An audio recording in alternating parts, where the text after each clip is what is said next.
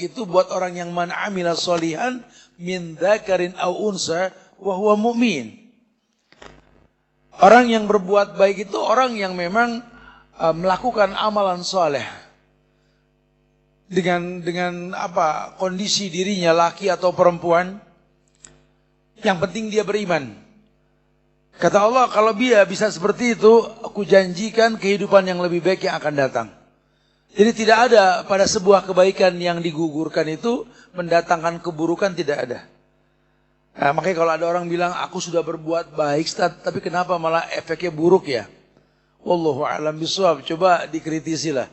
Jangan-jangan kebaikannya talbis. Jangan-jangan kebaikannya ini berkoalisi atau berkolaborasi dengan keburukan yang Allah benci. Karena Allah baik, cuma nerima yang baik. Enggak mungkin lah. Kebaikan yang Allah kasih itu penyebabnya adalah keburukan yang kita lakukan. Tidak ada keburukan mendatangkan kebaikan. Allah baik, cuma nerima yang baik. Ini prinsip dasar. Karena nanti banyak juga orang yang menginginkan kebaikan dengan cara-cara yang tidak baik. Sementara kalau ukuran baik sebuah amal itu berkait dengan rukun dan syarat. Rukunnya ya ikhlas untuk Allah dan mencontoh Rasul. Syaratnya ya maklum. Ada beberapa yang mungkin diberikan syarat tersebut dalam bentuk ritual yang dicontohkan. Sehingga ada hukum sebab akibat. Khawatirnya kita minta sesuatu yang baik, cuma caranya nggak baik. Ketika kita nggak dapat seperti apa yang kita minta, kita komplain sama Allah. Ya Allah, aku telah berdoa, ya Allah, dengan doa yang viral itu loh. Kepada Tuhan yang sama, di waktu yang sama, dengan cara yang sama. Kok hasilnya bisa berbeda? Kok hasilnya bisa berbeda? Bahkan menimbulkan buruk sangka sama Allah. Nah kalau Allah sudah diburuk sangkain sama dia, apalagi makhluk biasa. Prasangka buruk ini akan mendatangkan keburukan. Maka orang yang berilmu akan berusaha untuk merevisi. Ya, karena Allah perintahkan untuk beribadah hanya kepada Allah. Bahkan tidak ada satu doa pun yang dipanjatkan kecuali Allah menjanjikan jawaban. Kan kata Allah, ud'uni astajib lakum, gitu kan. Minta langsung kan ku jawab, kata Allah. Ini orang merasa sudah minta tapi nggak dijawab-jawab. Terus kita mau salahkan Tuhan. Sementara Allah berfirman di surat Yunus ayat 44 tuh. Innallaha la yazlimun nasa syai'an. Allah itu nggak pernah berbuat zalim kepada manusia. Ini Allah yang ngomong. Kenapa kita nggak merasakan itu? Yang ada kita hanya merasakan terzolimi oleh keadaan. Seakan-akan dunia nggak berpihak dengan kita gitu lah. Memang Allah laknat dunia. Cuma bukan berarti kita nggak bisa menaklukkan dunia. Kadang-kadang kita merasa dunia ini memang bukan tempat kita sehingga kita gagal terus dalam usaha. Bukan begitu bahasanya. Bahkan Nabi perintahkan untuk kita tahu bahwa orang Islam itu punya puncak dalam hidupnya. Dzirwatus sanamihi. Puncaknya hidup orang Islam itu al-jihadu fi sabilillah, yaitu jihad. Puncaknya agama, hidup manusia itu jihad. Jihad itu ibadah yang dikhususkan hanya untuk Allah. Enggak buat makhluk, buat Allah. Karena Allah perintahkan kita untuk itu. Wa ma umiru illa liya'budullaha mukhlishina lahuddin. Tidaklah aku perintahkan manusia ini kecuali mengikhlaskan agamanya hanya untuk Allah. Agama yang dimaksud Islam, dan Islam yang dimaksud yang dibawa Rasulullah SAW yang mengajarkan semua lini kehidupan. Oh, ditanya sama orang Parsi kok. Allamakum nabiyukum kulla syai' hatta al-khira'ah. Bukankah kalian ini umat Muhammad? Muhammad sallallahu alaihi wasallam yang mengajarkan cara beribadah dalam segala hal. Sahabat nyaut, ajal betul. Yang nyaut Salman Al-Farisi, mantan petinggi orang Nasrani yang tahu syariat dalam bentuk ahlul kitab tersebut. Ya. Allamakum nabiyukum kulla syai' hatta al-khira'ah. Bukankah kalian ini umat Muhammad yang ajarkan semua hal sampai cara buang hajat pun diajarkan, betul. Ini agama akmaluddin, sempurna. Karena sang pencipta yang mengatakan al-yawma akmaltu lakum dinakum, kusempurnakan bagimu agama. Wa atmamtu alaikum ni'mati, kusempurnakan nikmatku atasmu. Wa raditu lakumul Islam madina, aku redha Islam sebagai agama. Nah, ciri khas orang yang dicintai sama Allah yang pernah kita bahas kemarin, mereka acap kali berbuat baik dengan standarisasi Islam, di mana ada firman Allahnya, ada contoh Rasulnya, dan sahabat juga melakukan. Ini kebenaran. Kalau sudah betul semua dilakukan, ujung kebenaran tersebut cuma satu, la'allakum tattaqun, agar kalian bertakwa. Kalau kalian sudah bertakwa dengan ibadah yang kalian gugurkan, Allah berikan kemuliaan dengan takwa tersebut. Apa? Yaj'alahum makhrajan. Allah berikan solusi dalam hidupnya. Manusia mana yang hidup gak punya masalah? Maka setiap permasalahan memiliki jawaban dari yang menciptakan masalah. Hukum dikembalikan kepada Allah. Ya, jadi orang kalau agamanya betul, bukan gak diuji, tetap ujian mah simbol kehidupan. Cuma tenang, ngadepin ujian tuh tenang. Karena dia yakin bahwa la yukallifullahu nafsan illa wus'aha. Mereka yakin bahwa Allah gak mungkin menguji manusia di luar batas kemampuannya. Jadi dia nikmatilah badai yang sedang melanda. Tapi dia yakin kalau badai itu pasti berlalu. Masalah seperti itu. Dia nggak bersuuzon kepada Allah, sampai-sampai berburuk sangka seakan-akan terus ujian tak berhenti. Kalau ujian masih simbol kehidupan, orang pasti diuji selama dia hidup. Ya, tinggal bagaimana dia menyikapi ujian tersebut. Allah hanya mengatakan, "Fala ya'lamanallahu alladziina shadaqu wa la ya'lamanal kadzibin." Di Al-Ankabut ayat 3 itu. Ujian itu cuma Allah berharap dengan ujian, jelaslah manusia yang serius dalam agama dan yang tidak. Kalau orang yang menikmati ujian karena dia tahu ini adalah bentuk ibadah dia kepada Allah, imma syakuran, imma saburan. Dia menjadi orang yang selalu bersyukur atau mungkin bersabar. Tapi ya dia jalanilah hidup, nggak ada keburukannya sama sekali. Taib.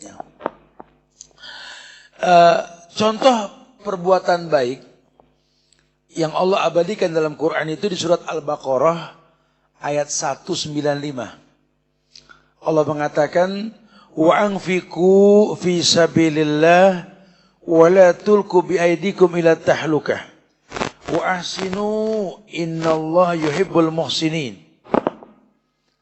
Ada ayat yang Allah firmankan, wa anfiqu fi sabilillah. Coba deh kamu infakkan di jalan Allah. Harta benda yang kau miliki yang dimaksud.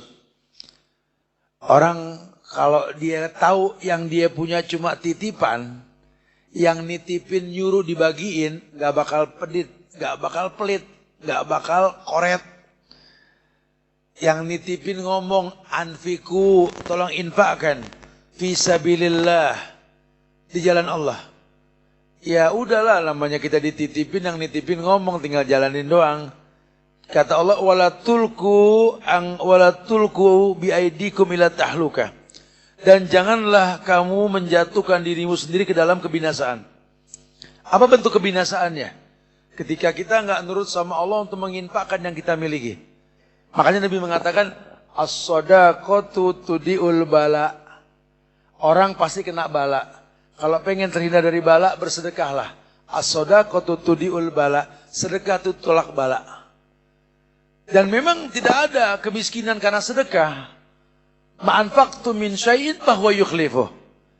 Karena kalau yang menciptakan harta tersebut memerintahkan kita bersedekah dengannya, ya Allah janji, mana qasad sadaqatum min malin, tidak kurang hartamu karena sedekah. Karena hukum asal harta yang kau miliki ini dibelanjakan. Berapa banyak orang yang enggak bersedekah, uangnya habis buat ke rumah sakit. Tapi berapa banyak orang yang bersedekah, walaupun mungkin uangnya tidak terpakai, ya artinya uang tersebut tidak habis di rumah sakit, dia diuji oleh Allah dengan ujian yang nggak mendatangkan mudarat gitu loh. Makanya Nabi contohkan sekali udah, unfik alik, kau infakkan hartamu, Allah infakkan kamu. Unfik alik. Unfik alik ini bukan cuma berbentuk harta. Kadang-kadang dengan kau bersedekah, engkau nggak kenal merek obat. Engkau nggak kenal rumah sakit. Ya, karena apa? Karena gemar bersedekah. Yang akhirnya apa yang kita miliki nggak berkurang sama sekali, begitu ya, Masya Allah. Nah, kemudian kalaupun kita terjebak dalam kesaraan, namanya manusia nggak ada lah yang luput dari yang namanya dosa, pasti berbuat dosa. Allah pun perintahkan seperti itu.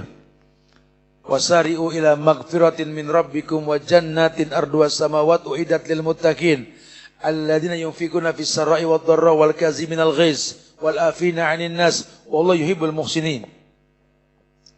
Di surat Al-Imran ayat 133 sampai ayat 134 Allah mengatakan buat orang yang pasti berbuat salah. Enggak ada orang yang enggak berbuat salah, pasti berbuat salah. Kullu bani Adam khata. Setiap anak Adam pasti salah. Makanya Allah bilang, ya bani Adam, wahai anak Adam, la ataitani bi qurabil ardi khataya, summa laqitani la tusriku bi syai'an, la ataituka maghfiratan mislaha. Wahai anak Adam, ya kalau kau berbuat dosa seluas langit dan bumi, kau temui aku mohon maaf, tanpa ada kesyirikan yang kau lakukan, ku datangkan ampunan sebesar dosa yang kau lakukan. Allah perintahkan, wasari'u ila maghfiratin min rabbikum. Kamu cepat minta ampun. Kemudian bertobat. Beda antara istighfar dengan tobat, beda. Kalau istighfar secara umum kita minta ampunan, talabul maghfirah, kembali kepada Allah Al-Ghafur. Ya, ulama sebagian mengatakan, spontan lisan mengatakan astagfirullah buat dosa kecil maupun muqaddimah dosa besar. Tapi setelah dia beristighfar, dia bertobat, karena tidak cukup dosa besar dengan istighfar. Ada bab taubat, wa tubu ilallah taubatan nasuha. Bertobatlah kalian. Dan orang yang sudah bertobat bukan orang yang maksum, dia akan berbuat salah lagi. Kita jangan menganggap teman aneh dulu biang kerok ketat. Ini udah 6 bulan dia tobat, 6 bulan ini dia nggak berdosa, tat. Waduh, siapa itu orang yang nggak berdosa udah 6 bulan? Manusia pasti berbuat dosa. Cuma beda dia yang dulu dengan dia yang sekarang. Kalau dulu dia berbuat dosa, bangga dengan dosa. Ya bangga dengan kepremanannya lah. Bangga dengan kekuasaan di mana dia miliki karena dosa yang dia miliki gitu loh. Tapi kalau sekarang dia sudah bertobat, apapun yang dia perbuat melanggar syariat, dia buru-buru istighfar. Buru-buru mohon ampun sama Allah. Ya qaumi astaghfiru rabbakum summa tubu ilaih. Bertobatlah kepadanya. Ya, dengan sedikit berkonsentrasi ketika dia bertobat, dia kembalikan semua kepada Allah. Dalam Islamnya ada aturan main. Ada aturan main. Sehingga setiap permainan yang dicontohkan oleh Rasul dalam kehidupan, karena dunia secara umum Allah mengatakan la'ibun walahun. Dunia ini ya permainan. Allah yang bilang. Makanya kalau dibilang dunia ini permainan, ada muqaddimah, ada akhir. Dunia ini laibun walahun. Wazinatu wa tafakhurum bainakum wa takasur fil amwali wal aulad kama salih ghaisin a'jabal kufar nabatuh. Seperti hujan yang sesaat turun membuat hijau bukit kemudian menguning kembali. Hidup ini seperti itu. Sekarang kau dimudahkan, besok kau disulitkan. Sekarang kau dimudahkan, suruh bersyukur. Besok kau disulitkan, suruh bersabar. Karena Allah menginginkan kau berada di dalam dua hal tersebut. Imma syakuran, imma saburan. Ya. Allah mengatakan orang-orang yang cepat memohon ampun kepada Tuhannya. Kemudian dia minta surga yang luasnya seluas langit dan bumi. Yang memang Allah siapkan uiddat lil muttaqin buat orang yang bertakwa. Orang yang bertakwa itu orang yang kalau berbuat kebaikan betul seperti yang disyariatkan. Karena takwa itu ujung semua ibadah. La'allakum tattaqun. Kalau orang sudah bertakwa, ini orang yang Allah janjikan yaj'alahu makhrajan. Ada solusi. Makanya kita jangan suka suuzon. Kadang-kadang kita suuzon sama Allah. Kenapa sih Ustaz? Kalau yang namanya dunia tuh kayaknya milik orang kafir dah. Yang kaya tuh orang-orang kafir. Orang-orang yang banyak duit itu orang jauh dari masjid, jauh dari agama, Ustaz. Ya Allah, kebanyakan orang soleh itu pasti miskin, dan itu mindset. Ya Anda ngelihat di Indonesia, kalau ngelihat di negeri Islam, ya semuanya ya orang-orang soleh yang kaya. Kayak kita bilang, Ustaz, kenapa ya banyakan maling itu orang Islam tadi gitu. Ya karena memang persentasenya orang Islam lebih banyak, nggak jadi ukuran. Ya di negeri Cina juga banyak kan orang kafir yang berbuat jahat gitu kan. Bukan begitu bahasa agama. Allah pengen kita ini paham. Allah cuma perintahkan kita percepat untuk istighfar dan mohon ampun sama Allah. Kemudian kalau kamu sudah istighfar, kamu sudah minta ampun, minta sama Allah jangan tanggung-tanggung. Wa jannatin arduas samawati uiddat lil muttaqin. Yang Allah janjikan surga yang luasnya seluas langit dan bumi. Siapa yang dimaksud orang ini? Alladzina yunfikuna fis sarra'i wad dharra wal kaziminal ghaiz wal 'afina 'anil nas wallahu yuhibbul muhsinin. Allah bilang Allah suka sama orang yang muhsin. Muhsin, orang yang berbuat ihsan. Orang yang berbuat ihsan. An ta'budallaha ka'annaka tarahu fa in lam takun tarahu walakin la yarak. Kau beribadah kepada Allah seakan-akan kau melihat Allah. Kalaupun kau tidak melihat Allah, kau yakin Allah melihat dirimu. Siapa tuh? Alladzina yunfikuna fis sarra wad dharra. Yani orang-orang yang gemar menafkahkan harta yang Allah titipkan kepada dia, baik di waktu lapang maupun sempit. Fis sarra'i wad dharra wal kaziminal ghaiz. Yani kaziminal ghaiz ini orang yang bisa menahan amarah. Ya, bisa dia marah, cuma manfaat marah buat apa? Ya, nggak ada manfaatnya.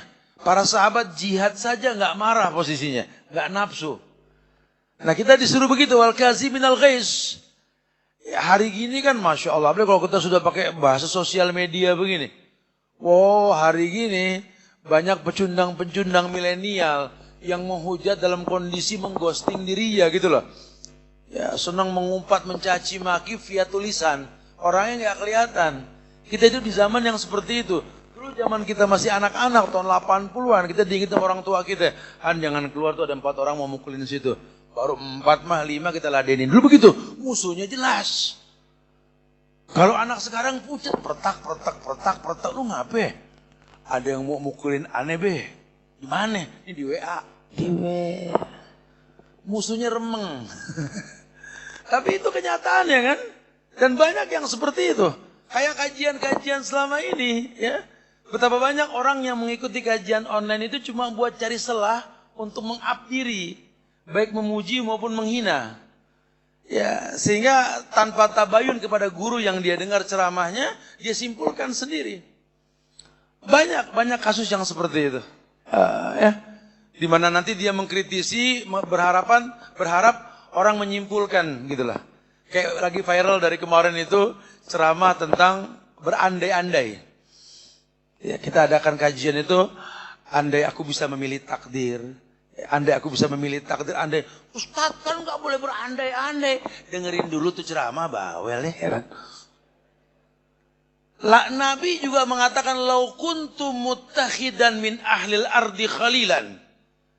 Nabi bilang kalau boleh aku memilih kekasih. Nabi bukan mengiyakan bolehnya memilih kekasih sembarangan. Dengerin dulu. Lau kuntu muttakhidan min ahlil ardi khalilan. Kalau andai aku bisa memilih kekasih, Abu Bakar kekasihku. Tapi Nabi nggak berandai-andai mengatakan itu nggak boleh, karena aku Khalilullah kekasih Allah gitu loh. Kayak saya sampaikan, andai aku bisa memilih takdir, aku pengen jadi anaknya Rasul. Andai aku bisa memilih takdir, pengen jadi anaknya Abu Bakar, Umar, Utsman. Cuma nggak boleh. Orang tua kita ya udah beliau. Ayah yang penuh dengan dosa, ibu yang banyak kesalahan. Sehingga mulailah kita berpikir, kita dilahirkan ini untuk bermanfaat buat mereka. Betapa banyak bayi dilahirkan orang tua bermanfaat buat dia. Cuma kita di posisi di mana kita dilahirkan untuk bermanfaat buat dia. Udah, hidup ini bukan berandai-andai. Hadapi kenyataan, mimpi, jangan mimpi. Dan tidak ada komplain. Karena saat ya Allah, anak gimana bisa berbakti, orang tua anak seperti ini, seperti itu. Berbakti itu luas sekali. Bahkan ketika aku mengatakan, Ustadz sih enak punya orang tua, orang baik. Jadi berbaktinya juga enak. Kalau aneh orang tua aneh gak baik, Tat. Beruntung gak kamu, Ustadz diuntungkan punya orang tua baik. Cuma orang tua belum merasakan kebaikan anaknya sebagai Ustadz tadi. Anda diberikan kesempatan untuk memberikan manfaat kepada kedua orang tua Anda. Bukankah Nabi mengatakan khairun nas anfa'uhum? Sebaik-baik manusia itu yang paling bermanfaat buat manusia lainnya. Ya, kadang-kadang kita sering sekali nggak bisa berbuat baik, tapi menimbulkan keburukan buat orang lain. Ini berbahaya sekali. Saya sering lihat komentar-komentar di sosial media itu yang berujung kepada keinginan mendapatkan followers dari orang yang mungkin komplain maupun senang dengan dia. Wow, kalau hidup di zaman Nabi bahaya sekali ini. Duh, enakan hidup zaman Nabi, dekat Rasul. Belum tentu kita bisa beriman saat itu. Maka Nabi bilang, jangan remehkan akidah sahabatku. Di zaman dulu itu orang suruh percaya sama Muhammad yang ummi, non akademik, buta, tulis, nggak bisa baca, nggak bisa nulis. Suruh beriman sama orang yang bawa Quran dalam kondisi nggak bisa baca, nggak bisa nulis. Suruh beriman, susah. Udah gitu lebih berat lagi, Nabi Muhammad mencontohkan punya istri 9. Dan semua sahabat Nabi itu istrinya banyak. Susah kita terima itu. Nggak bisa. Kenapa? Karena memang kita belum mengerti syariat. Nah, teknik Nabi menyampaikan syariat saat itu pengembelengan akidah selama 13 tahun di Mekah. 13 tahun orang matang tentang akidah, kenal Allah, kenal Rasul, kenal Islam, tahu syariat. Turun dalil 10 tahun di Madinah, ayat muhakamah, sam'an wa ta'an. Karena kenal. Nah, hari ini kita belum betul akidah, belum paham syariat, sudah mempelajari syariat. Yang ada kita komplain. Atau mungkin kita pilah-pilah syariat. Ini cakep nih, ini jangan nih. Ini boleh nih, ini jangan. Agama bukan seperti itu. Agama ini cuma butuh iman. Ada stabilisasi iman. Makanya orang yang baik Allah sebutkan dengan tegas. Orang yang berbuat baik dalam rangka bersedekah. Fissarra'i wa dharra. Dalam kondisi dia itu lapang maupun sempit. Lapangnya dengan harta yang dia punya, dia bersedekah. Karena dia tahu yang dia punya cuma titipan. Secara umum Allah sudah mengatakan, nahnu narzukukum wa iyahum. Kami kasih rezeki sama kamu buat mereka. Sehingga yang dia tahu apapun yang dia miliki ini, di dalamnya ada milik orang lain. Orang lain diterjemahkan zawil kurba, kerabat dekat, orang tua, saudara, atau keluarga kita sendiri, baru yang jauh. Allah pengen seperti itu. Ya, fisarra wa dharra, maupun dalam kondisi sempit. Kalaupun miskin gak ada yang disedekahkan, paling tidak bersedekah yang paling ringan apa? At-tabassum fi wajhika li ahika shadaqah.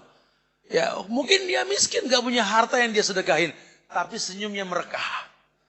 Membuat orang senang untuk berjumpa dengan dia. Karena tidak sedikit ya kenyataan di depan mata kita, banyak orang-orang soleh yang tinggal di kampung. Rumahnya sederhana. Rumah kampung yang mungkin betul-betul klasik rumah zaman dulu lah. Orang Padang bilang ini rumah pusako. Ya, rumah-rumah orang dulu lah gitu ya. Banyak muridnya yang kaya datang ke tempat gurunya yang rumahnya rumah pusaka itu di kampung. Cuma minta doa biar kaya. Apa kekayaan yang datang ketimbang didatengin. Ya Pak, karena wajahnya ini bukan wajah orang kesulitan dengan ujian. Jiwanya tenang dan dia mengerti kalau kaya kacamata agama, laisal ghina an kasratil ard, walakinal ghina ghinau nafsi. Kata Nabi, kaya itu bukan kaya harta, tapi kaya jiwa. Bisa gak Anda nggak punya dunia, Anda kaya jiwa gitu loh. Jadi orang yang betul-betul memiliki karakter penghuni surga, qaribin hayyin sahlin. Di dunia maupun di akhirat. Dimuliakan sama Allah karena ujian buat dia merupakan penyebab datangnya kemuliaan yang Allah titipkan kepada dia. Dengan cara mungkin dia bersabar atau mungkin dia bersyukur. Alladzina yunfiquna fis sarri wad dharra wal kaziminal ghaiz. Orang yang enggak terprovokasi, enggak gampang terpancing karena memang agamanya kan mewarnai bukan diwarnai. Agama Islam itu kan liyuzhirahu ala dini kulli. Agama yang mewarnai bukan diwarnai. Maka orang Islamnya pun begitu. Menjadi orang yang mewarnai bukan diwarnai, nggak gampang terprovokasi, nggak gampang. Karena hari gini banyak orang yang suka memprovokasi. Jadi provokator, kita kepancing ya. Bukan panas kita, dihujat, dicaci, dimaki kita di sosial media. Allah sudah bilang, wa idza khatabakumul jahilun qalu salaman. Kalau ada orang-orang jahil berkata tentang sesuatu yang dikatakan syariat dan tidak betul yang dia katakan, qalu salaman. Qalu salaman. Ya. Dulu di zaman sahabat Abu Bakar itu sahabat yang terkenal sering kedodoran, sering isbal. Antum baca sejarah tentang beliau ini. Nggak ada terus sahabat bilang, Abu Bakar isbal. Nggak ada begitu. Mereka cari tahu ternyata Abu Bakar punya pinggang yang kecil. Dan dia selalu kedodoran. Nggak ada sahabat yang bersuuzon. Kalau hari gini, kadang-kadang kita menjadi hakim buat orang yang kita nggak tahu kenapa sebabnya. Para sahabat itu nggak gampang memvonis. Ya, karena dari awal dia tahu, ciri khas orang Islam itu man salimal muslimun min lisani wa yadi. Paling tidak setelah dia bersahadat, dia beribadah kepada Allah, dia membuktikan, kata Syekh Abdurrahman As-Sa'di dalam kitabnya yang kecil yang dia sampaikan bahwa bukti keislaman seseorang setelah dia bersahadat, dia mendirikan sholat, bagaimana dia menjaga diri dia untuk tidak mendatangkan kezaliman buat orang Islam lainnya. Kalaupun dia lihat ada keburukan yang dikedepankan amar ma'ruf nahi munkar, dia ajak kebaikan, dia cegah keburukan. Tapi dia nggak menjadi hakim buat orang yang lambat menerima hidayah, karena dia tahu Al-Hadi itu Allah. Dia cuma Abdul Hadi. Yang mendatangkan hidayah itu Allah. Dia cuma hamba Allah yang memberikan hidayah. Dia hanya membuka sabab dakwah dengan ikhlas, menyampaikan kebaikan, ya, tidak ada money oriented lah istilahnya ya. Ustadz sekarang nggak money oriented, buktinya kajian aja bayar. Rame kan, lagi rame kan kajian bayar kan? Ya. Antum kalau nggak dilibatin jadi panitia jangan pundung, betul. Tanya kenapa bayar? Lawang gedungnya nyewa. Lawang kita panggil ulama dari luar negeri, ada akomodasi, ada nilai. Yang mau bayar siapa? Kita bersyukur banyakan yang gratis, betul. Tapi kan sepi malahan gitu loh. Kita bersyukur sama masjid alumni IPB ini, kita nggak usah bayar, yang mau datang-datang, betul. Tapi kan nggak semua tempat seperti ini. Bukan berarti terus IPB nggak ada kos. Ada, ini listrik kan ada kos, emang enggak? Ini Mac emang pakai baterai. Ada listriknya, betul? Nah, mereka berusaha untuk menginfakkan harta yang mereka miliki untuk kita bersyukur. Tapi kan enggak semua dakwah seperti itu. Seberapa sulitnya kita berhusnuzon. Bahkan Imam Syafi'i ketika menjelaskan 6 sabab orang menuntut ilmu, di hal yang keempat beliau mengatakan al-bulghah. Al-bulghah itu orang kalau menuntut ilmu butuh modal. Nggak bisa gratisan, ada nilainya. Syukur kalau ada orang yang membackup, kalau tidak yuk kita urunan gitu loh. Tapi nggak ada money oriented. Karena beda antara dakwah dengan bekerja. Bahkan guru-guru kita doakan semoga mereka tetap ikhlas. Mereka tahu kalau yang namanya ngajar ini adalah kewajiban. Ilmu disampaikan, kalau nggak kita dosa. Tapi kalau yang namanya pekerjaan, ini personality antara dia dengan keluarga dan orang yang mungkin dia bekerja. Ya, betul-betul kita pahami dengan ilmu. Saya pernah sampaikan, beberapa bulan yang lalu saya ada di Yordan. Dan saya datang ke Markas Albani. Itu Markas Albani itu, ya Allah, itu gedung isinya ulama semua itu. Tapi unik yaitu negeri, pagi tidak ada kajian ba'da subuh, kajian duha tidak ada, kajian siang tidak ada, asar tidak ada, ba'da asar, maghrib, isya ada. Saya tanya, di negeri kami ini kajian asal mau. Subuh ada, duha ada, siang ada, sore ada, malam ada. Oh, di sini yang sarangnya ulama malah nggak ada. Mereka bilang, di sini para ulama kalau pagi itu pada kerja sampai sore. Ada yang nge-grab, ada yang mikul barang di pasar, ada yang jadi kuli, ada yang jadi petani. Mereka semua kerja. Mereka bedakan antara kerja dengan dakwah. Seperti Nabi dan para sahabat. Mereka berdagang, mereka ngangon kambing, mereka bermuamalah. Bicara dakwah beda. Nah, ini yang mesti kita pikirkan. Ya, kenapa? Kewajiban menyampaikan ilmu kepada manusia untuk mendatangkan manfaat buat orang tersebut. Hidup yang singkat ini nggak terbuang percuma gitu loh. Orang-orang yang berpikir berbuat kebaikan. Wal kaziminal ghaiz wal afina 'anil nas. Gampang memberikan maaf sama orang. Jangan gampang terprovokasi. Ya. Ini banyak di antara kita ini lupa kalau agama yang kita di atasnya itu membuat kita punya karakter penghuni surga. Makin alim, makin dekat dengan Allah, makin qoribin hayyin sahlin. Makin menyiapkan maklum buat orang lain.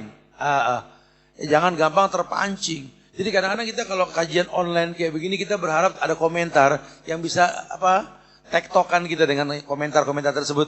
Cuma ngelihat belakangan ini banyak sekali influencer, netizen dan lainnya yang memanfaatkan keramaian tersebut untuk mencari follower. Suka melempar bola-bola yang mendatangkan mudarat, keributan, sehingga akhirnya orang jadi nggak fokus belajar. Yang ada berkomentar. Jadi kadang-kadang mau nggak mau kami mematikan komentar supaya bisa lebih fokus belajar. Karena harapannya ini ekonomis aja buat yang nggak bisa datang, yang agak jauhan, online bisa. Karena mungkin ini yang hadir sekitar 100-200 orang mungkinnya, atau mungkin lebih, wallahu alam. Tapi ini yang online bisa ribuan. Ilmu sampai ke beberapa pelosok negeri. Subhanallah. Kita berharap seperti itu. Jadi orang-orang yang betul-betul dicintai sama Allah ini, orang-orang yang berbuat kebaikan. Atau mungkin dia belum bisa berbuat baik. Cuma dia menginspirasi orang lain untuk selalu berbuat baik. Ya, jadilah orang yang kalau orang ngelihat kita tuh bertasbih. Subhanallah, ada dia gitu loh. Itu lebih baik ketimbang orang lihat kita, astagfirullah, ada dia. Pasti ada masalah itu. Kalau belum bisa berbuat baik, paling enggak menginspirasi orang lain untuk berbuat kebaikan. Wal afina ninas. Nanti katakan, wallahu yuhibbul muhsinin, dan Allah menyukai orang-orang yang berbuat ihsan. Ya, ini berkait dengan hati sudah. Karena orang yang berbuat baik itu tentu akan diidentikan dengan hati yang baik. Dan hati baik itu nggak semerta-merta. Sering dibilang, hati itu bisa baik tergantung yang dilihat, tergantung yang didengar. Kalau yang dilihat baik, didengar baik, hatinya baik. Nanti keluar yang baik-baik. Dan dalam hati tersebut ada yang dikatakan niat. Innamal a'malu binniyat. Kalau sudah bicara niat, itu yang Islam inginkan dilihat ya niatnya. Contohlah ya, ketika Allah berfirman di surat Al-Hajj ayat 37 tentang kurban. Kan hari gini kan orang berbangga-bangga dengan bobot hewan yang disembelih. Si fulan motong sapi 2 ton. Tetangganya agak kedikitan, ton setengah, ton lah pokoknya gitu ya. Atau mungkin bersedekah dengan nilai JT atau miliar atau apalah. Hari gini kan angka yang disebut. Kata Allah, la yanalallaha luhumuha wala dima'uha, walakin yanaluhu taqwa minkum. Ketahuilah sesungguhnya daging-daging unta, sapi dan darahnya itu sekali-kali tidak dapat mencapai keridhaan Allah. Tapi ketakwaan dia ketika menyembelih itu yang sampai ke Allah. Buat Allah itu bukan bobot, tapi lebih kepada kualitasnya. Kualitas si penyembelihnya. Makanya Allah bilang, fasolli li rabbika wanhar. Fasolli itu bukan wasolli, fa. Cepat solat, bukan dan solat. Fa itu cepat, maka solatlah. Fasolli li rabbika wanhar. Cepat solat untuk Rob yang menciptakan kamu, menyembelihlah. Allah perintahkan orang solat, orang yang kenal Allah. Habis Allah tegaskan, fasolli li rabbika. Solatlah kamu untuk Rob yang menciptakan kamu. Yang menciptakan kamu, wa ma khalaqtul jinna wal insa illa liya'budun. Fasolli li rabbika wanhar, bukan fanhar. Karena enggak semua orang bisa nyembelih. Enggak semua orang kaya. Kalimat wanhar, usahakan menyembelih. Tapi syaratnya tidak boleh orang korban kecuali sudah sholat. Dari sini ilmu disimpulkan, nggak boleh tukang jagal yang nggak sholat suruh motong, tidak halal. Tapi hari gini orang nggak peduli. Di mana tukang jagal bermalam-malam tidur sama sapi, sama kambing, sholat kagak. Kita kadang-kadang beli kambing harga plus motong. Terus buat apa ini ayat disampaikan? Fasholli, perintah sholat. Makanya Allah bilang tadi, yanalu taqwa, yang Allah terima taqwa. Makin baik orang bagus dalam sholatnya dan dia menyembelih, bukan mewakilkan penyembelihan. Silakan kalau Anda mampu jadi imam, kalau enggak mampu jadi makmum. Tapi yang paling baik tetap poinnya apa? Allah lihat ketakwaan seseorang. Baguskan sholatmu, kemudian menyembelihlah. Ya kalau sekarang sih sudah jauh. Kalau dulu perempuan pun motong. Di zaman Nabi motong, zaman sekarang dimotong sendiri. Jadi aneh-anehan perempuan motong ya. Padahal kalau para akhwat lihat sejarahnya keluarga Abu Musa al-Asy'ari, sahabat Nabi itu, dia punya istri yang jago masak ya dan jago menyembelih itu, motong. Hari gini perempuan motong, sadis banget tuh perempuannya gitu loh. Padahal perintahnya umum, nggak laki nggak perempuan. Malah laki sekarang suruh motong takut. Kalau ngomong jihad, jihad tat, Allahu Akbar tat. Kita ke Palestina tat, kita lawan Yahudi, Allahu Akbar, motong. Enggak dah. Ente motong aja takut mau ngomong jihad gimana? Ya ayo dong, bahasa agama tuh jelas sekali. Supaya nanti ujungnya baik. Karena ada proses ya untuk mendapatkan kebaikan. Istilahnya kalau buah mah matang pohon lah. Ya bisa sih dibikin karbitan, cuma kan beda rasa nantinya. Ya, agama pengen total seperti itu.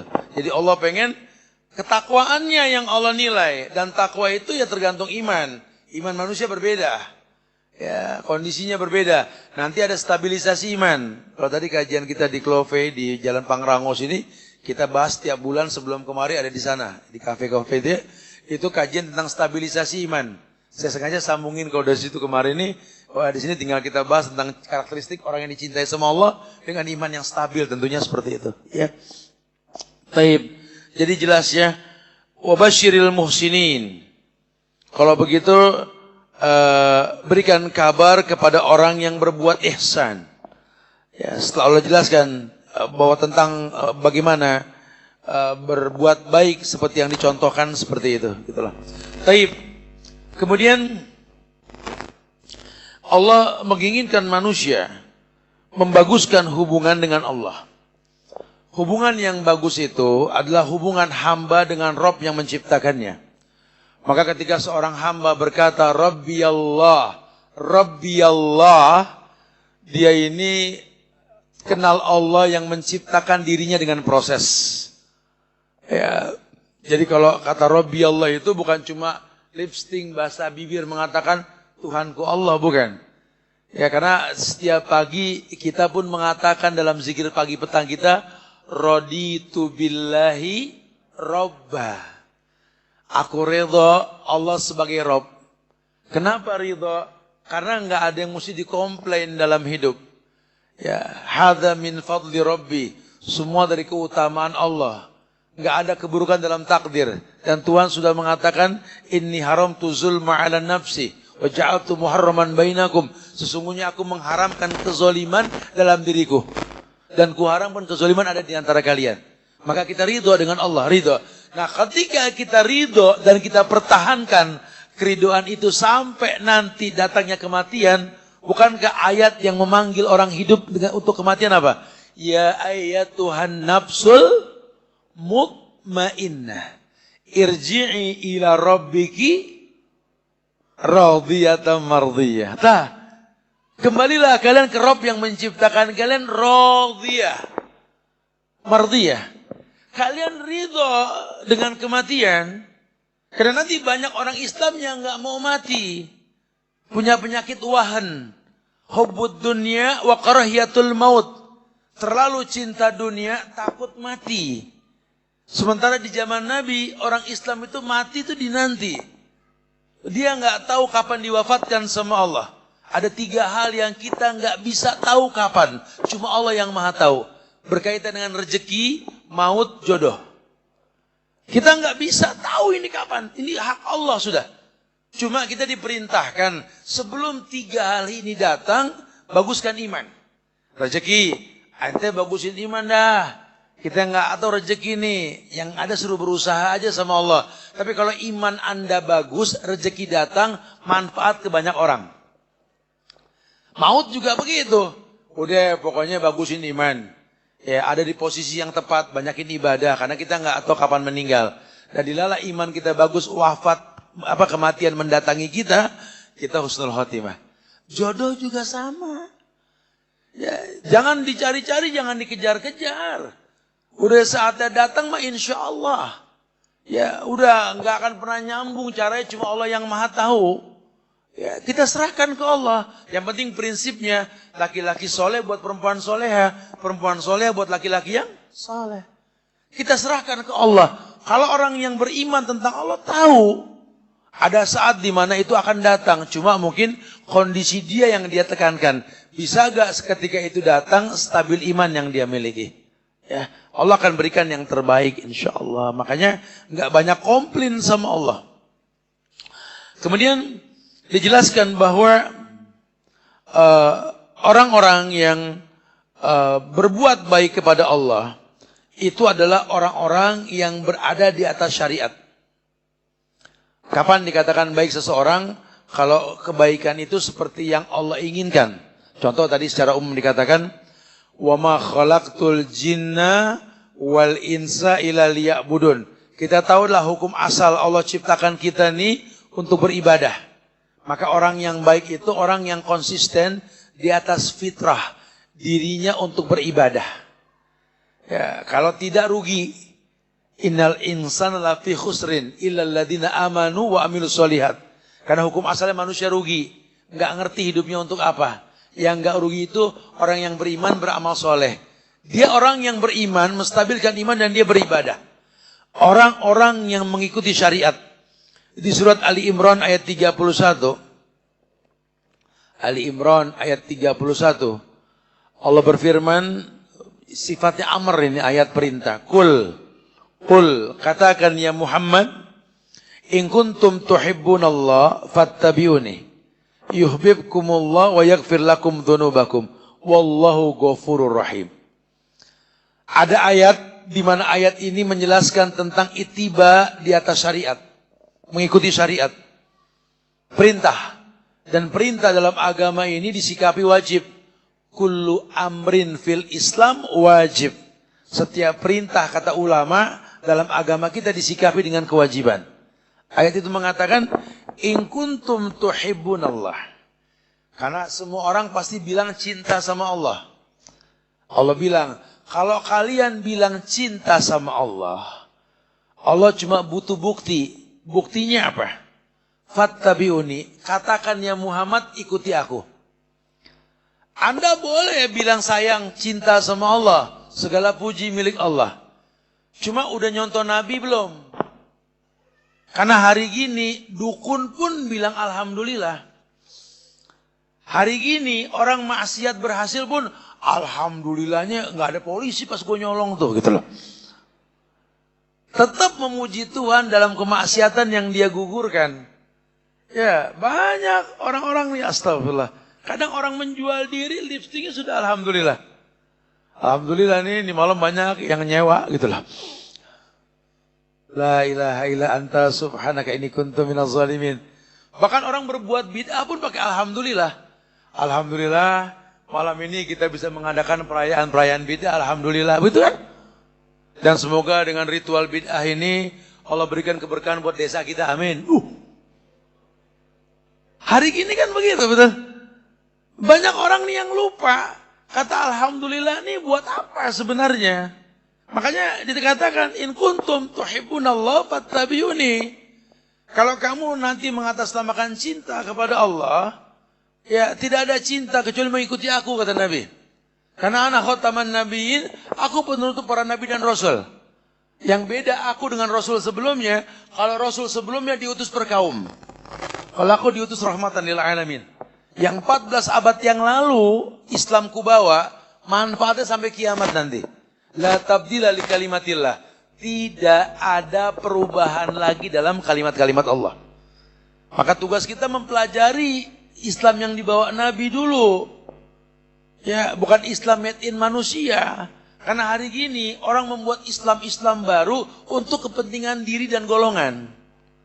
Apalagi saya paling benci kalau udah mengatasnamakan keluarga Rasul. Oh, kita jaga keluarga Rasul ya akhi. Kita bersolawat pada Rasul dan pada keluarganya. Allahumma sholli ala Muhammad wa ala ali Muhammad. Jangan sampai kita benci sama keluarga Rasul. Cuma belakangan ini banyak orang ngaku keluarga Rasul, ujung-ujungnya malah mengajarkan yang Rasul nggak ajarkan. Ngajarin bid'ah, syirik, wah nggak bisa kita bela keluarga Rasul. Kalau betul memang keluarga Rasul, Anda itu garda terdepan yang mesti kita ikuti. Cuma hari gini Masya Allah, karena jual beli agama mengatasnamakan keluarga Nabi, atau dengan bahasa agama paling gampang mendatangkan nilai ekonomi. Oh bahaya sekali. Ya kita geleng pala lah. Lawang Nabi lahirnya di Mekah, gede di Mekah, nikahnya di Mekah, punya anak di Mekah, betul? Hijrah ke Madinah, meninggalnya di Madinah. Kenapa turunannya di Bogor banyak gitu loh? Ini kan muskilah. Ya nggak bisa, kita akan memuliakan keluarga beliau yang menyampaikan dakwah tauhid. Karena dakwah Nabi itu ya ini menegakkan la ilaha illallah. Nabi ajarkan semua, cara ziarah, berbakti sama orang tua yang sudah meninggal, hak orang hidup, hak orang mati diajarkan semuanya. Kita wajib merujuk, bahkan kita meyakini bahwa kita disuruh menjadikan beliau sebagai contoh. Laqad kana lakum fi Rasulillahi uswatun hasanah. Telah ada suri toladan yang terbaik pada diri Rasulullah SAW, dan kita nggak butuh contoh yang lain. Cukuplah Rasulullah sebagai contoh kita. Kewajiban kita pelajari, mentaati beliau, menjauhkan larangan beliau, percaya dengan yang beliau kabarkan walaupun sifatnya gaib, dan tidak beribadah kecuali mencontoh beliau. Itu on the syariat, di atas syariat. Karena diuntungkannya apa? Allah cinta sama kita. Karena kalau syariat itu betul, kita ada di atasnya, sampailah kepada target ibadah. Target ibadah itu la'allakum agar orang bertakwa. Allah sudah ajarkan, ini kayak sebentar lagi Ramadan, Rajab, Sya'ban, Ramadan ini. Kan kalau Ramadan yang dipanggil orang beriman, gak semua manusia kan. Allah hanya mengatakan, ya ayyuhalladzina amanu kutiba alaikumusiyam. Orang yang beriman diwajibkan puasa atas kalian. Kama kutiba alal ladzina min qablikum. Seperti orang sebelum kalian juga diwajibkan. Artinya ini yang namanya puasa dari zaman dulu sampai sekarang ada. Kenapa orang dulu nggak pernah punya masalah dengan puasa? Kok hari gini orang banyak yang punya masalah dengan puasa? Karena kita bicara iman. Imannya orang dulu dengan iman orang sekarang beda. Ya, orang sekarang tahu puasa itu jihad. Jihad kita untuk bisa menahan hawa nafsu. Dari terbit matahari hingga terbenam matahari. Orang dulu tahu sekali. Ya, mereka nggak disibukkan dengan azan yang berkumandang ketika maghrib. Karena mereka tahu waktu berbuka ketika terbenam. Hari ini kita dibikin bingung dengan waktu berbuka. Seperti kita dibingung dengan waktu sahur dan lain sebagainya. Karena taklid, kita ikut-ikutan. Orang bertanya, Ustadz, bagaimana para sahabat dan Nabi ketika tahu Ramadan mau tiba, persiapannya apa? Ya, kata Rasul, stabilisasi iman. Karena yang dipanggil buat Ramadan orang beriman kan. Maka Nabi contohkan, beliau berpuasa, kan Rajab, Sya'ban, Rajab bulan Allah. Ya memang tidak ada kesohihan pada riwayat tentang puasa Rajab. Cuma secara umum, ritual ibadah di bulan Rajab itu bulan Allah, akumulasinya besar. Silakan Senin Kemis, Ayyamul Bid, puasa Daud, bersedekah, silaturahmi, baca Quran bulan Rajab, bulan Allah. Ada nilai yang besar sekali. Ya, tapi masuk bulan Sya'ban, ada riwayat yang mengatakan Nabi puasa sunnah paling banyak di bulan Sya'ban. Kadang 1 bulan beliau berpuasa, kadang beliau tidak berpuasa. Supaya orang tahu itu sunnah bukan wajib. Pun beliau mengatakan, kalau sudah masuk pertengahan Sya'ban, maka sebaiknya jangan berpuasa. Illa shaumud dahr. Kecuali orang yang terbiasa berpuasa setahun full. Yang biasa Senin Kemis, hatta besok mungkin Selasa Ramadan, ini hari Senin masih bisa berpuasa, boleh berpuasa. Karena dia biasa berpuasa. Tapi kalau buat yang belum biasa, jangan. Ente tumben puasa sunnah, kan besok Ramadan. Ancang-ancang. Gitu misalnya gitu ya. Ya, stretching lah supaya gak kaget. Gak ada bahasa agama begitu. Agama ini mudah, yusrun. Lihat bahasa Nabi. Para sahabat begitu. Mereka pengen dipanggil orang beriman. Tugas mereka menstabilkan iman. Masuk bulan Sya'ban. Wow. Atau mungkin orang-orang perempuan yang masih punya utang. Gak usah repot nanya puasa sunnah. Utang bayar. Gitu. Tat, hukum puasa Rajab. Tat ini. Utang bayar, utang maksud. Dikepoin itu yang sunnah gitu ya. Yang kalau dikerjakan atau nggak dikerjakan males, nggak ada masalah. Yang wajib dikedepankan gitu loh. Agama suruh kita gitu. Kalau kita nggak kuat puasa ya jangan dipaksakan juga. Ya cukuplah kita bersedekah, baca Quran yang banyak, silaturahmi atau timing yang tepat di bulan Sya'ban ini kan persiapan puasa. Ya tanya orang tua, maaf Pak gimana Ramadan nih Apa yang kami anak di rantau bisa bantu, udahlah kalian tenanglah. 1 bulan urusan buka puasa sama sahur urusan kami. Booking tuh restoran dekat rumah. Orang tua senang. Ya, orang tua senang, Allah ridho sama kita. Kalau Allah sudah ridho, nggak ada yang nggak mungkin dalam kehidupan. Karena ridho Allah fi ridhal walidain, wa sukhtullah fi sukhtil walidain. Taib, surat Fusilat ayat 34. Surat Fusilat ayat 34. Allah berfirman, "Wala tastawil hasanatu wala sayyi'ah. Idfa' billati hiya ahsan. Fa idzal ladzi bainaka wa bainahu adawatun ka'annahu waliyyun hamim." Ini bicara orang yang mengikuti syariat. Karena memang orang yang berbuat baik itu baik ketika di atas syariat yang dicontohkan gitu ya. Allah berfirman, "Wala tastawil hasanatu wala sayyi'ah." Dan tidaklah sama kebaikan dengan kejahatan. Enggak akan sama.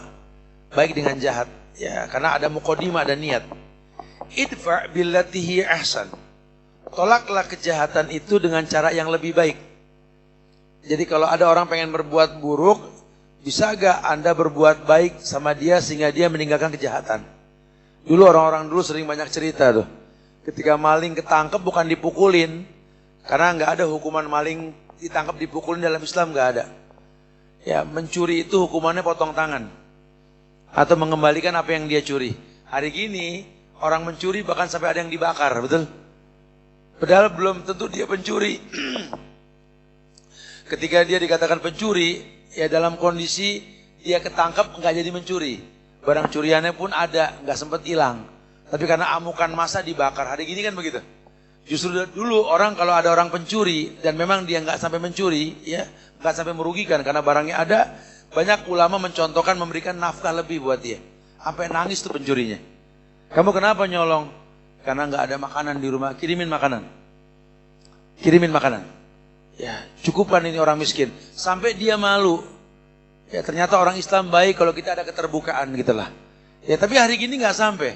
Justru orang yang belum sempat mencuri pun bisa dibunuh, dibakar, dipukul. Gitu ya. Tapi itu untuk kalangan bawah. Yang pisaunya tuh tumpul ke atas, tajam ke bawah gitu loh. Hukumnya seperti itu. Wa yadubillah wa na'udzubillah. Malah banyak orang yang berbuat dosa secara besar, nggak kena, nggak ketangkap. Jangan. Coba dakwahkan, cari penyebabnya. Karena nggak mungkin ada orang mencuri kecuali ada sebab. Kecuali kalau emang pekerjaannya mencuri, berlaku hukum potong tangan.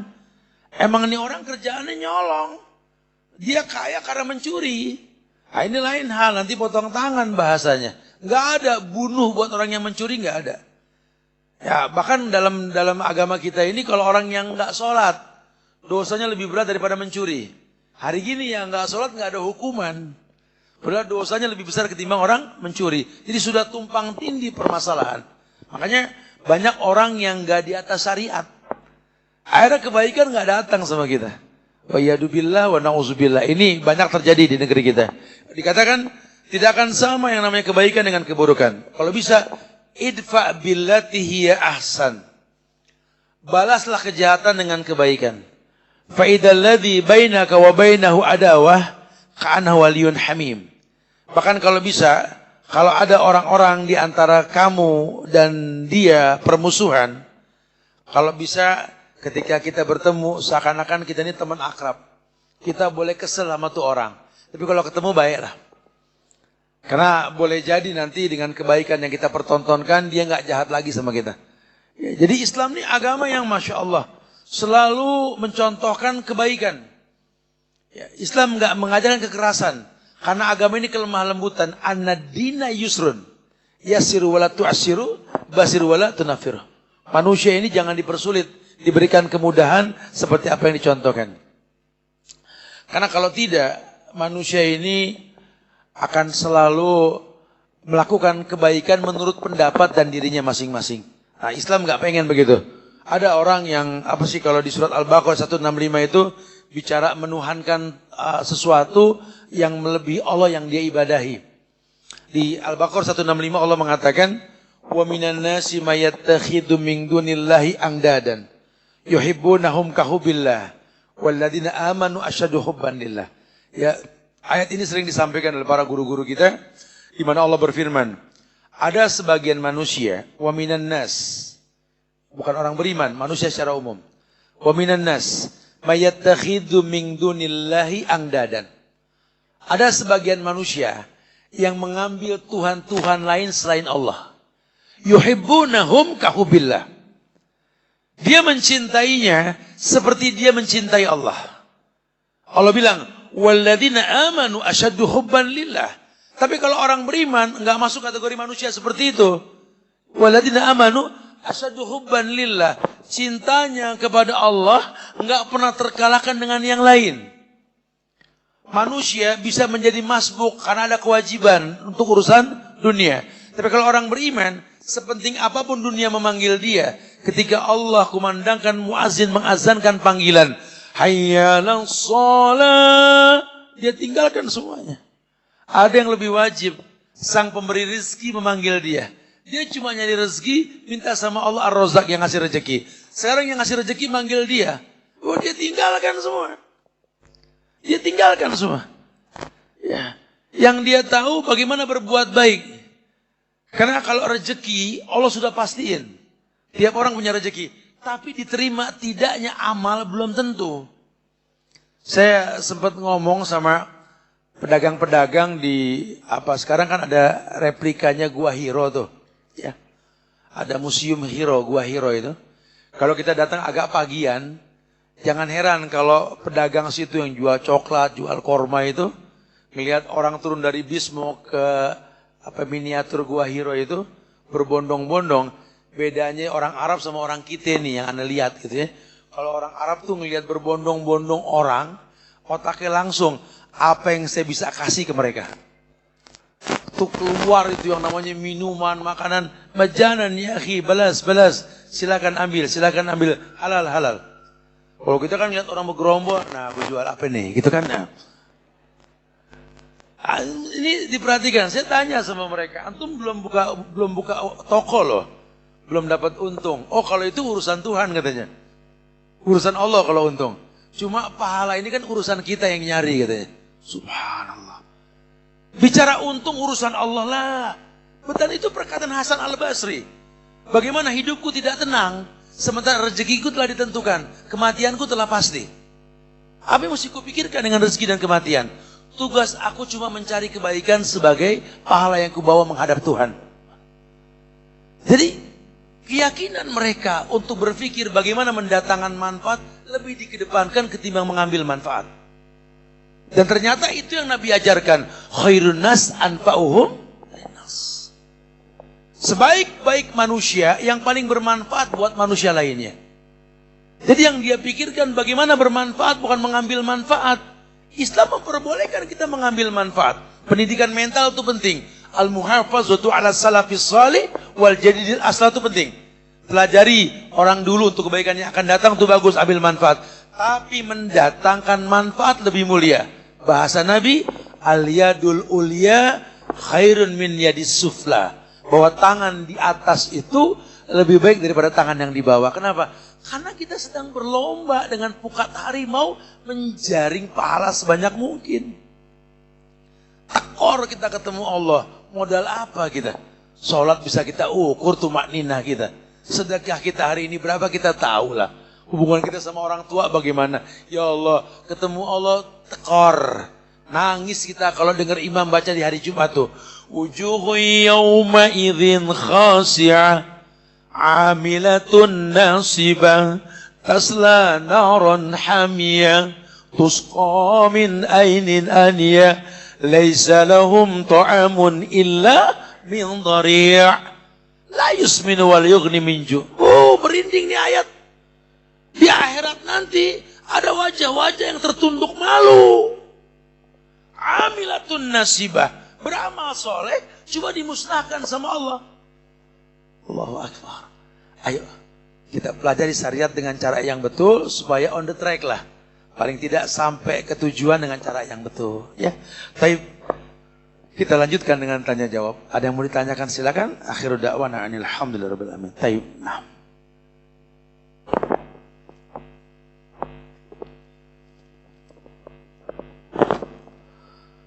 Assalamualaikum Ustaz. bagaimana menyikapi suami yang tidak mau sholat. Lagi nikah sama dia, ya. Udah gini kita yang suruh pusing. Dulu dibilang jangan, dan nafsu. Ya. Perempuan, kalian tuh dinikahi buat dibawa ke sorga. Ini kira-kira laki yang nikahin kamu itu kenal Allah gak yang punya sorga gitu loh. Makanya kalau lagi ta'aruf, yang pertama ditanya tuh kenal Allah enggak? Kamu datang kemari mau ta'aruf, iya kan udah nazar suka pengen kenal. Udah kenal Allah belum? Kamu hafal nama Allah belum? Belum, pulang. Gitu. Ini belum kenal Allah, tahu Allah juga enggak, tahu surga juga enggak, main terima aja. Mumpung ada, mumpung ada. Segitunya ya. Nikah itu targetnya itu mukassirum bikumul umam yaumal qiyamah. Nikah itu targetnya memperbanyak umat. Perempuan mau dilamar, lihat nih laki. Kira-kira nih laki ini punya bibit unggul enggak nih? Bibitnya sampai gak jadi ulama. Itulah. Seperti laki-laki kalau nikah dengan perempuan, lihat. Kira-kira bisa jadi madrasah gak buat anak-anak. Orientasinya gitu. Bukan yuridul afa, bukan cuma gak berzina. Itu mah manfaat nikah, beda dengan tujuan. Ya, jadi kalau laki sampai gak sholat, kasih tahu. Perempuan kan libas baju buat dia. Mas, kalau situ gak sholat, hubungan kita zina. Karena kata Nabi, al-ahdu bainana wa baina syirik wal kufur tarkus sholah. Kata Nabi, yang bedakan kita dengan orang kafir musyrik sholat. Faman taroka faqad kafaro. Yang ninggalinnya ancamannya kafir, Mas. Mungkin kamu belum tahu resikonya kafir, bertobatlah. Kalau dia tobat, alhamdulillah. Tapi kalau dia sampai enggak tobat, zina. Perempuan boleh khulu, boleh minta cerai. Ya, jangan dibiarkan suami enggak sholat. Kesian perempuan, Anda dibawa ke sorga. Yang bawa Anda siapa? Laki-laki yang seperti apa? Ada dialoglah sejak dini. Ya, karena yang namanya perempuan ini kan makmum. Gimana imam, betul? Sekarang kalau imam sholat subuh 4 rakaat kita mau terusin, ya kagak bisa. Imam salah kiblat aja suruh kritisi. Kan syarat rukun ibadah kan ngadep kiblat ya. Dan apa hukum bermusik, Ustaz? Ya, lihat di surat Luqman. Di mukadimah ayat itu, yang minan nasi mayastarillah wal hadis. Lihat, Allah berfirman, Nabi bersabda, sahabat menjelaskan. Lahwal hadis itu musik. Dan itu adalah sesuatu yang diharamkan. Ma'azif. Ya, haram. Cuma mungkin memang kita kalau mengharamkan musik ke orang yang belum tahu nikmatnya Quran agak susah. Ya, jelaskan saja kepada dia untuk mempelajari. Seandainya musik itu baik, Nabi sudah bermusik. Seandainya musik itu baik, ya mungkin para sahabat sudah bermusik. Tapi Ustadz, banyak orang yang berdakwah dengan musik dan banyak yang masuk Islam, Tad. Kalau bicara dakwah, dari zaman Nabi juga orang berdakwah. Pakar-pakar hadis zaman Nabi, Abu Hurairah. Masya Allah, suara mereka bagus-bagus. Tapi enggak ada yang bermusik. Enggak ada riwayat Abu Hurairah bilang, qala Rasul. Enggak ada begitu gitu loh. Udah jangan suka paksain sesuatu yang diharamin. Ya, agama ini asik kalau on the track, sesuai dengan syariat. Ya, law kana khairan la sabaquna ilaih. Kalau betul dengan musik orang bisa berdakwah, orang dulu sudah melakukan. Dan gak ada yang melakukan seperti itu. Ya, ayo kembali kepada manhaj Rasul yang sebenar-benarnya. Ustaz, nanya dong.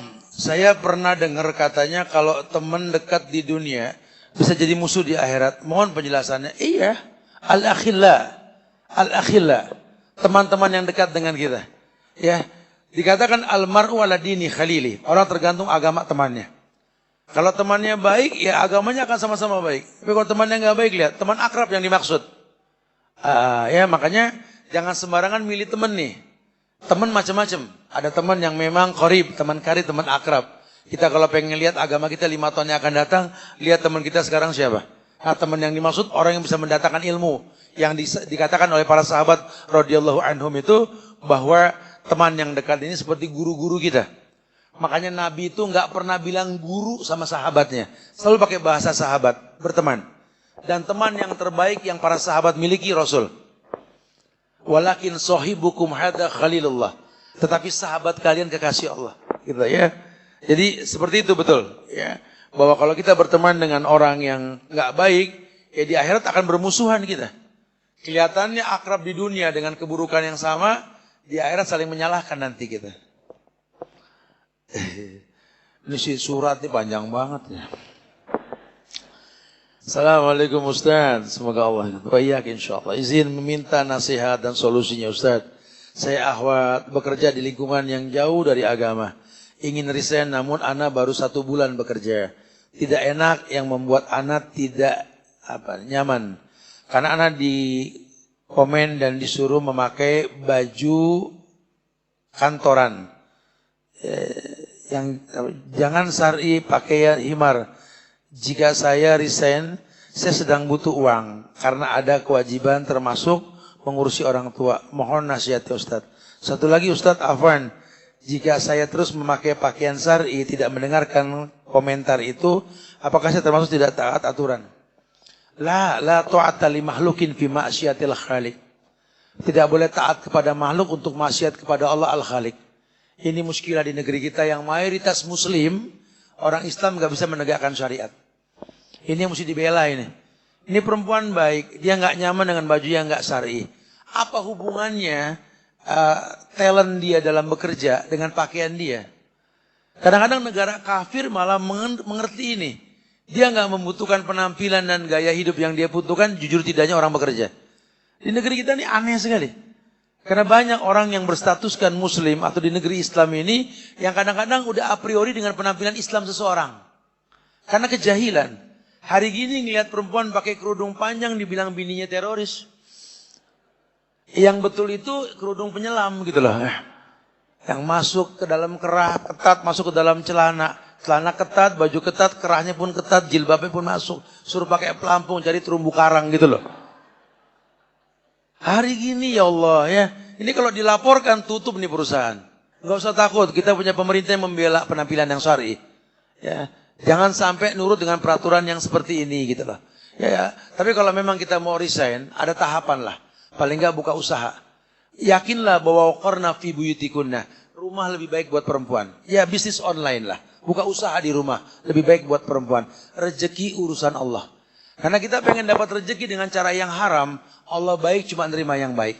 Ya, harusnya nggak seperti itu. Jadi kalau saran saya, niatkan untuk resign sambil berusaha untuk membuka usaha-usaha kecil-kecilan lah yang bisa menggantikan itu insya Allah.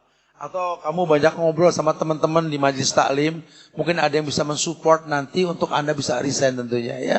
Anda nggak sendiri, Anda bagus agama, berani memperhatikan hal-hal yang mesti diperhatikan. Mudah-mudahan Allah jaga anti insyaallah ya. Assalamualaikum Ustaz, mau tanya tentang cara berdoa yang benar. Bolehkah kita berdoa dengan mengucapkan semoga dan mudah-mudahan? Ya, bukan doa. Ya, bukan doa. Kalau semoga mudahan itu harapan. Kalau doa, kata semoga dan mudah-mudahan nggak ada. Ya Allah, mudah-mudahan engkau kasihan. Nggak gitu bahasanya. Ya Allah, semoga engkau kasihan. Nggak sebegitu bahasa. To the point aja sama Allah. Mau minta rezeki. Allahumma rzuqni rizqan halalan thayyiban. Ya Allah, berikan rezeki kepada aku. Jangan, ya Allah, semoga engkau tidak lupa ngasih rezeki. Bukan begitu bahasa. Nggak boleh kita minta ini menelantarkan yang pas. Itu nggak boleh. Contoh gini. Ya Allah, berikanlah aku rezeki kalau kau mau. Nggak boleh tuh. Ampunkan aku kalau kau mau. Nggak boleh. Yakin Allah pasti menjawab. Karena Allah mengatakan, idza sa'alaka ibadi anni fa inni qarib ujibu da'wata da'i idza da'ani. Hai Muhammad, kalau ada umatmu bertanya tentang aku, katakan aku dekat. Ku jawab doa orang yang berdoa. Dan hukum asal doa itu dijawab. Yustajabu lil abdi. Doa pasti dijawab. Kecuali 3 doa yang enggak dijawab. Doa untuk dosa, mutus silaturahmi, atau istijal tergopoh-gopoh. Selain itu dosa diterima. Doa diterima sama Allah ya. Assalamualaikum Ustaz, izin bertanya. Apakah sistem gade barang termasuk riba? Apa yang harus kita lakukan apabila terlanjur menggadekan barang dan cicilan belum lunas? Iya, menggade itu kan seperti meminjam dengan jaminan. Makanya nggak boleh dalam gade itu ada tambahan ketika melunasi. Saya gade motor saya ini 5 juta. Ya, udah digade. Tapi selama digade itu motor dipakai buat ojol. Haram. Bikin akad lagi. Kalau sampai dijadikan sebagai alat bantu bisnis, ini pembagian hasilnya 40-60. 40 buat yang punya karena sedang menggadaikan, 60 buat orang yang sedang menggadai itu gitu lah. Yang menerima gadaian. Ada akad. Saya menggadai tanah saya ini, tanah sawah ini 10 juta. Selama gadai dipakai untuk tanam-taman, untuk bertanam, untuk berjual beli buah-buahan, haram hukumnya. Ada akad kedua yang mesti dibuat. Selama digadai persentasenya dominan kepada orang yang menerima gadai. Ya, sementara yang punya aslinya mendapatkan persentase yang lebih kurang. Itu dibuat 2 akad. Karena nggak boleh dalam gadai itu ada tambahan ketika mengambil barang gadaian. Ya, wallahu a'lam. Bagaimana hukumnya Ustadz yang pasang tarif tinggi apabila dipanggil untuk ceramah? Innalillah. Nggak boleh. Ini kajian, nggak boleh orientasinya uang. Haram Ustadz nyari uang di sini, haram. Ya. Kalaupun kita mendengar ada Ustadz diberikan hadiah, hadiah bukan bayaran. Dan tidak sedikit guru-guru kita ini memberikan hadiah yang dia miliki dari koceknya pribadi. Ya, beberapa para masyaikh di negeri Arab yang saya tahu, mereka itu tablik akbar buku yang mereka terbitkan itu ya. Itu 1 buku ada 1000 halaman, 2 buku 2000 halaman yang dikaji selama sekian hari. Berapa ribu yang hadir, semua kebagian buku gratis. Ya, dan ini nggak ada yang puji. Tapi ketika nanti guru ada yang kasih uang, jadi masalah gitu. Ini muskilah. Muskilah, wallahi. Ya, dalam Islam tuh nggak ada jual beli agama. Wala tastari bi ayatillah samanan qalilan. Jangan beli ayat dengan harga murah. Nggak boleh. Haramnya Ustadz nyari uang dari sini. Ini kewajiban, bukan pekerjaan. Kalau pekerjaan, nabi saja ngangon kambing, nabi saja dagang. Dakwah ya kewajiban. Siapa yang bayar Nabi ke Taif? Ditimbukin, disakitin, dizolimin. Ya, dan para sahabat juga sama. Abu Bakar juga berdakwah, tapi dia juga pedagang. Makanya Ustadz mesti bermuamalah, ada bisnis. Sehingga dilalah kita menyampaikan ilmu itu, nggak ada nilai. Nggak ada nilai untuk kita jual agama ini. Kajian berani bayar berapa? Enggak begitu, astagfirullahaladzim. Haram hukumnya, wallahi haram. Nggak diperbolehkan ya. Jadi, kalau yang mau jadi ustadz, mau jadi dai, ingat ini bukan pekerjaan. Ini kewajiban. Karena kalau antum tidak menyampaikan ilmu, antum dosa. Menyembunyikan ilmu. Ya. Jadi itu yang paling baik seperti itu. Jadi saya nggak tahu kalau ada orang ingin berdakwah, kemudian bicara nilai. Mungkin sekedar bicara akomodasi. Antum diundang ke satu tempat, antum bilang, anak nggak bisa sendiri nih. Ya insya Allah sih kalau anak ada rezeki, anak bisa jalan sendiri ke sana. Kalau nggak mampu gimana nih? Ya, kita bicarakan tentang akomodasi. Syukur kalau nanti ada donatur yang bisa mendatangkan manfaat buat akomodasi tersebut. Kalau enggak ya udah, hukum asal ilmu disamperin. Ilmu bukan ngedatengin. Hari gini orang suka belajar dengan mendatangkan ustadz. Manggil ustadz, bukan mendatangi ustadz. Kok antum nggak ada yang belajar, ustadz nggak ada yang datang, begitu bahasanya. Nggak boleh. Ya. Datangi ilmu. Imam Bukhari itu untuk dapat 1 hadis 6 bulan dia jalan kaki. Sengaja dia sampai karena bobotnya beda. Mendatangi ilmu tuh beda. Tapi yang mau bilang apa? Karena kondisi sudah nggak seperti zaman dulu, terpaksa akhirnya kita memanggil guru-guru kita untuk datang ke sebuah tempat. Nah, dilalah antum memberikan hadiah karena mendapatkan ilmu dari mereka. Tapi mereka nggak pernah menjual agama. Ya, mereka tidak pernah menjual agama. Makanya kalau mindset orang ngelihat ini kok ada kajian berbayar, kesannya mau bayar ustadznya salah. Salah sekali. Ya, banyak guru-guru kita yang dipanggil ke kajian yang berbayar, terkadang dia ngeluarin duit sendiri buat membagi hadiah. Siapa yang paling jauh, siapa yang ini, itu pribadi, nggak ada panitia diberatkan itu. Karena kita semua ini, kata Syekh Ali, guru kami Syekh Ali Hasan bin Ali Abdul Hamid Ali Al-Halabi, yang ngomong dan yang dengar, nahnu thalibul ilm. Kita semua penuntut ilmu. Nggak ada beda di antara kita. Ya, taib. Bagaimana cara bertobat dari dosa besar? Sholat tobat. Lakukan sholat. Memohon ampun kepada Allah. Kemudian sesali perbuatan yang pernah kita perbuat. Dan berjanji untuk tidak mengulang. Walaupun tidak ada kemaksuman dalam orang yang bertobat. Jaga diri supaya nggak mengulang kesalahan tersebut. Yang terpenting setelah dia bertobat, duduk di majelis ilmu. Pelajari tentang sholat. Sholat yang bisa mencegah dirinya dari perbuatan maksiat. Kemudian lihat yang dimakan dan yang diminum. Ya, jauhkan syubhat apalagi yang haram. Karena yang bakal menjaga itu Allah. Faman ittaqa syubhat faqad istabra lidini wa irdi. Orang yang menjauhkan syubhat telah menjaga agama dan kehormatannya. Ya, Masya Allah. Kemudian lihat pergaulan. Ke depan agama kita seperti apa, tergantung teman kita pada hari ini. Ya. Tapi semoga manfaat insya Allah yang disampaikan buat anak pribadi dan jamaah sekalian ya. Jaga ukhuwah di antara kita. Ya, jangan lelah untuk saling mendoakan. Doakan diri kita, keluarga kita. Doakan yang masjid kita tercinta, Masjid Alumni IPB di Botani Square. Semoga dijaga selalu Allah sebagai taman-taman penyubur iman. Dan doakan pula negeri kita tercinta Indonesia agar dijaga ukhuwah kebangsaannya ya. Gak gampang terprovokasi oleh oknum-oknum yang menginginkan kerusakan. Dan doakan para pemimpinnya semoga diberikan hidayah oleh Allah semua insyaAllah ya.